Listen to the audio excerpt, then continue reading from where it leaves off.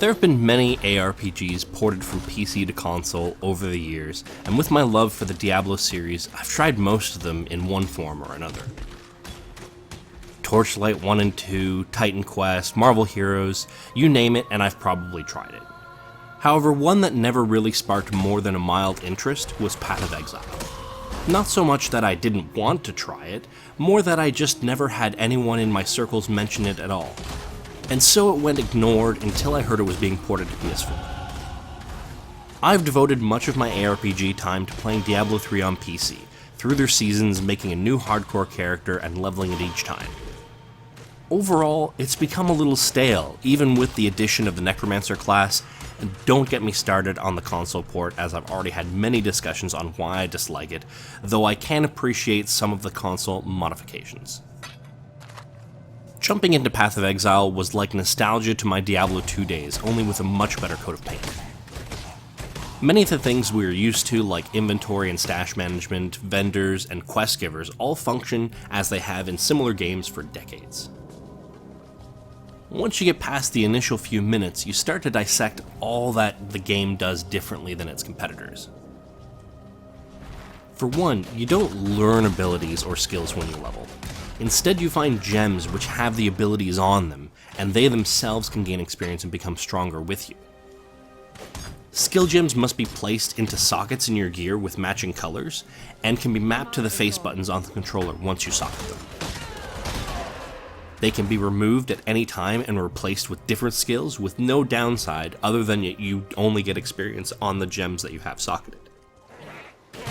There are also support gems which modify how certain skills function by adding elemental damage, adding projectiles, or even summoning an ally to use the same skill. This is done by using linked sockets in the gear. With some weapons and armor having up to 6 linked sockets, the variety of ways to combine gems is ridiculous. Opening the passives menu, I was definitely overwhelmed. The amount of options that you can put points into is astronomical. I mean, look at it. The grid is huge. Once I became acclimated navigating it, though, I did notice that most of the points are largely non-influential on gameplay, with tons of plus dex, int, and strength nodes. Everything is wonderfully voice acted, however, I didn't find the story to be particularly engaging. You're an exile, and you have to find a way to not be an exile, is the easiest way to explain the overarching story without getting into any spoilers. There's a lot of lore to be found throughout the world, but again, none of it really grasped me until later chapters, which started to make the beginning storyline make sense. On top of going through the main story, there's a ton of extra side things to do, such as the Memory Nexus, the Ascendancy Labyrinth, and the Beast Menagerie. Most of these feel grindy and tacked on since they bear almost no meaning to the story, but are a great way to get gear, and specifically with the Labyrinth is required to unlock your class's extra features. Although I still enjoyed going through these optional areas, there's almost no explanation on how to navigate them. For example, the Beast Menagerie is used to craft gear or currency by summoning groups of captured monsters and fighting them all at once in an arena. For the life of me, even after looking online for answers, I still don't understand why the combination of monsters I select doesn't work. I'm sure once I figure it out, it'll make sense, similar to how the hideout crafting makes sense after a lot of trial and error. Controls on console are fluid, and although radial menus may have been functionally better, they are not so unwieldy as to cause annoyance while playing. I'm not sure if it was a console-only problem, but I did have some issues with lag after a couple hours of play. This happened frequently during the first couple weeks, but hasn't been much of an issue lately. Although it's likely been rectified, it did leave a sour taste in my mouth, and I've been reluctant to play longer than an hour at a time now. The gripes I have with the game are overall pretty minor, as the usual ARPG gameplay is still intact and enjoyable.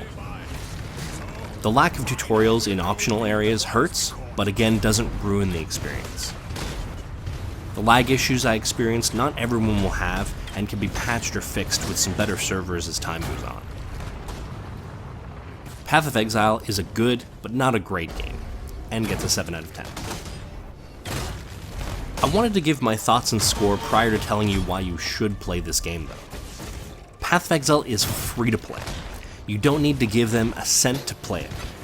And although it does have a cash shop, it doesn't offer more than stash upgrades and cosmetics.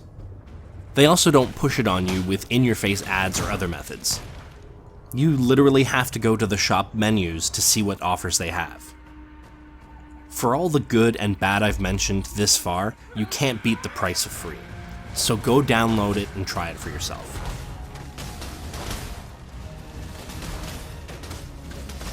I'm not up to that just yet. Hey, did you like that video? If you did, be sure to let us know by clicking the like button and leaving a comment. If you want to be first in line for any new content, be sure to subscribe to our channel and then hit up our Facebook page. The link's in the description below to see what's coming up next.